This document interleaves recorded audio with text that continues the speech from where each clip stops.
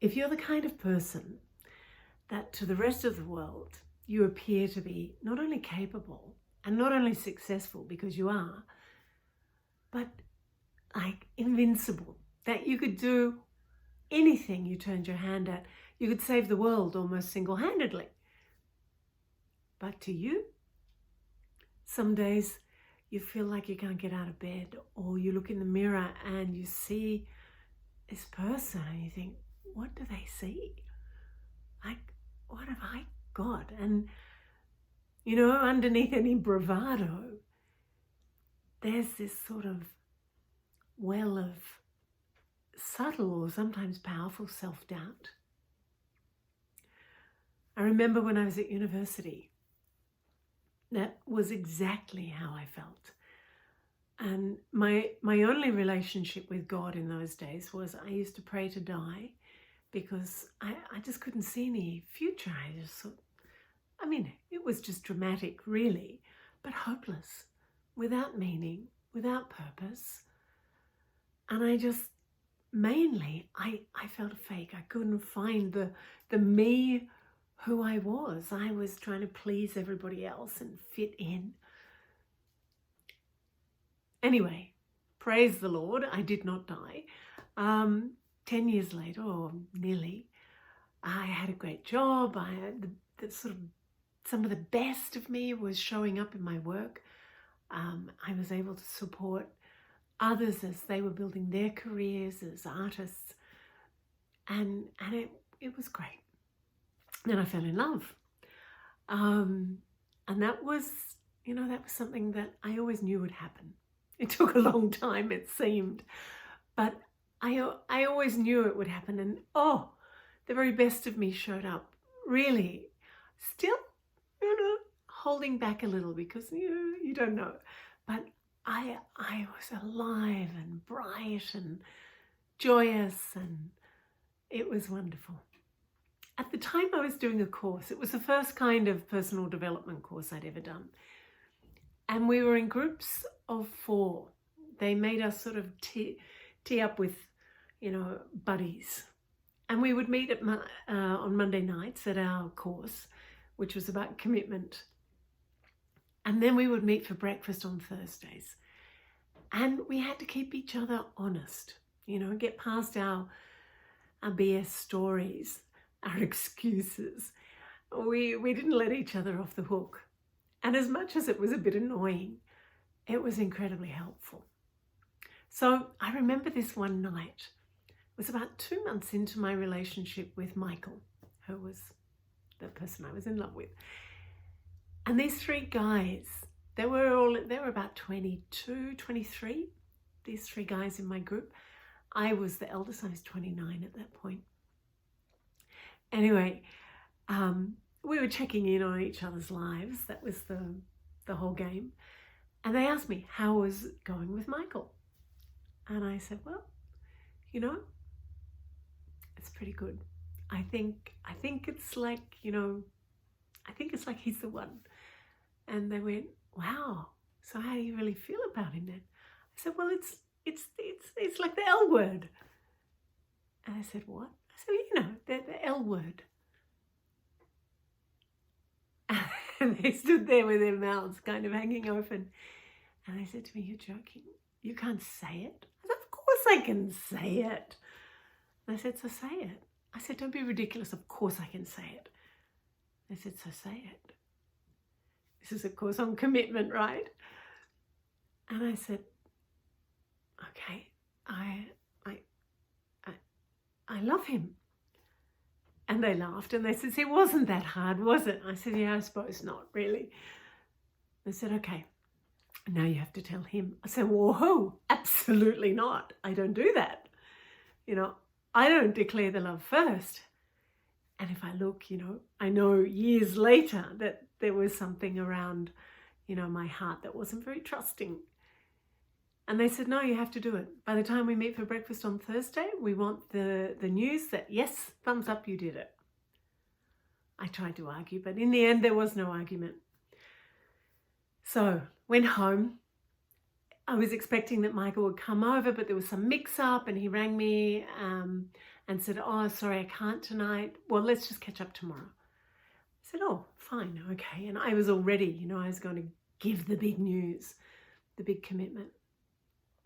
Anyway, I got off the phone and I was annoyed, and then I really, if I look, I was like a victim, you know. The circumstances were in charge of my life rather than me being in charge of the circumstances or me choosing. So I said, okay, I can do something about this.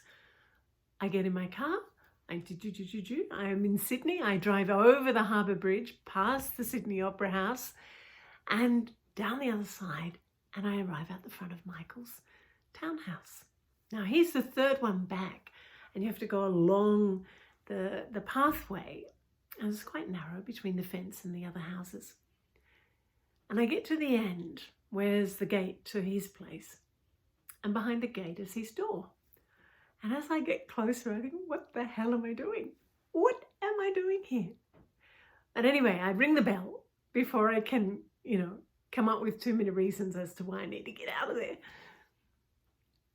And I hear him start to walk down the stairs. The light upstairs in his bedroom's on, but downstairs no.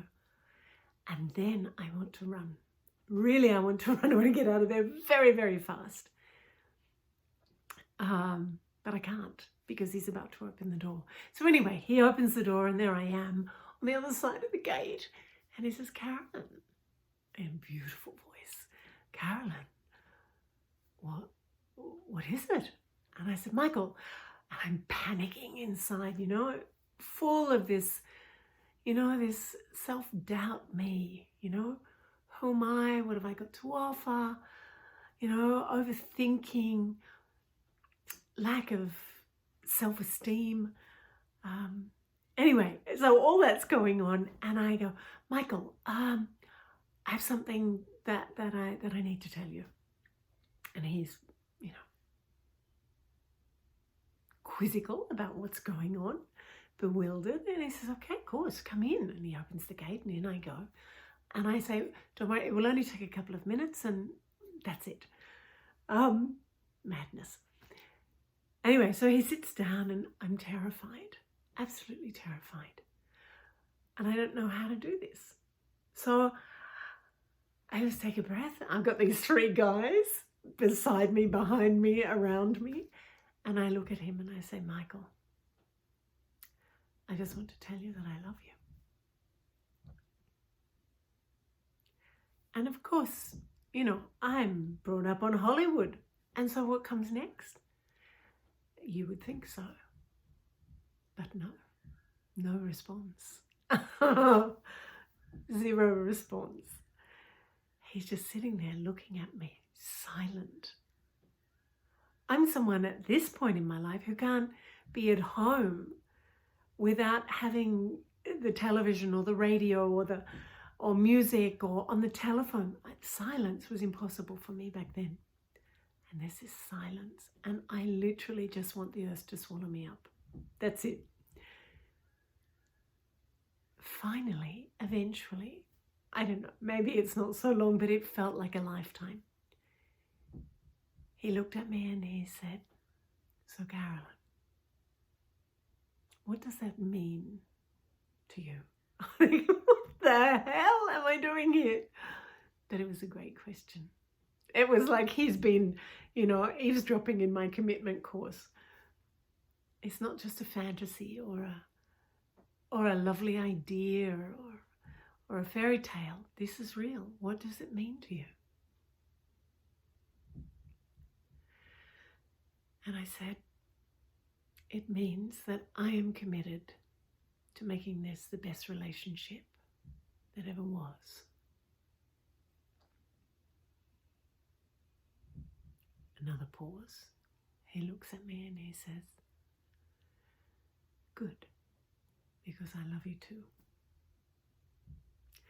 And I say, okay, terrific. Well, thanks. Sorry to interrupt you.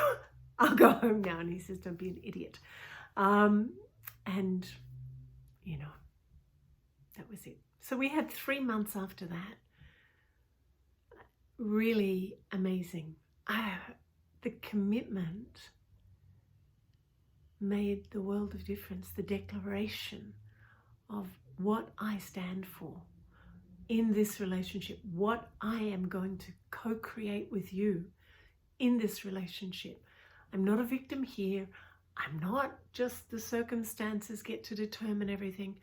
I am a co-creator in this. 3 months later, he was diagnosed with terminal lung cancer. 5 months after that, he died. But that one night, where I was able, thanks to these 3 guys whose names I have no idea anymore what they were, but these 3 guys, thanks to that, the following 9 months were life-changing, were phenomenal, were extraordinary to get me connected with something more meaningful, more powerful, and to be able to accompany Michael through his transition as he passed away. It was an amazing, amazing time. Really hard sometimes, really hard. And transitions are hard sometimes. It's like peeling off things that we think we are and emerging on the other side. You know, the phoenix rising. It was the beginning of my life as it is today. I have traveled the world over. I have been invited to more than 60 countries across the world, helping people who are choosing to wake up and become the protagonists of their life. I've had many, many, many situations where life kind of throws the curveball, or where the unexpected really slams you hard, where you think you're on a particular trajectory and no, it ends up taking you somewhere entirely different. And through these past couple of decades, nearly 3, I have studied and worked out and understood what's the system by which you can take something that happens to you, not as it happens to you, but it's happening for you. Life is always on your side. It's always on your side. 100%. It may not look like it, and sometimes it really doesn't look like it, and it doesn't feel like it. But once we work with this idea that we are the protagonists of our own lives, that you get to choose how you want your life to be, then is when you start to make magic, and when you make a difference in the world, when you start to have impact on other people. So if you're that kind of person who can do stuff, who knows how to make things happen, but often doesn't feel like you are that person, and you shy away from it, and you might want to say, well, the circumstances aren't right, or I'm not able to, or maybe next year. I'm here to tell you, it's not going to happen like that.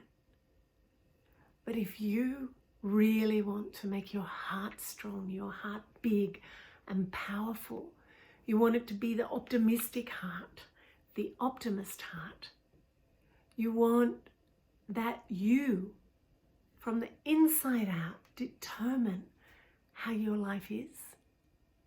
Then you got to come join me, because I am prepared to offer you 3 decades of my own experimenting and research, because I'm not a believer.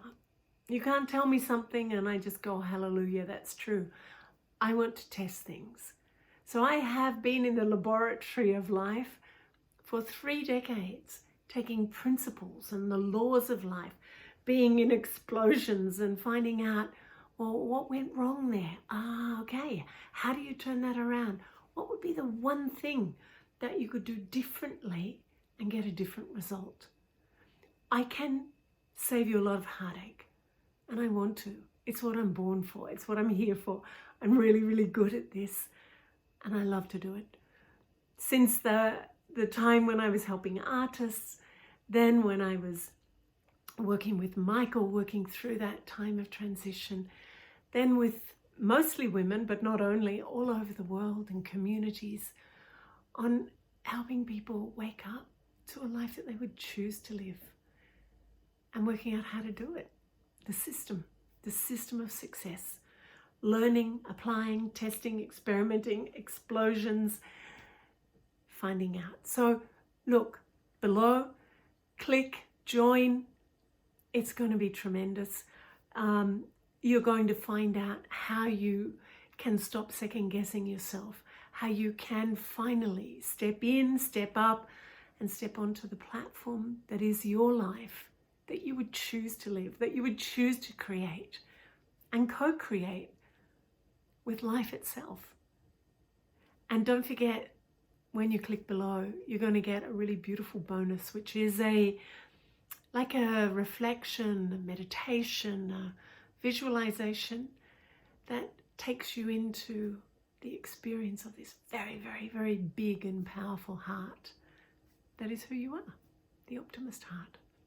So I look forward to seeing you in what I know will be life-changing, life-transforming, and like just tremendously great, joyful, amazing fun with a whole lot of other people who are doing the same. Look forward to it.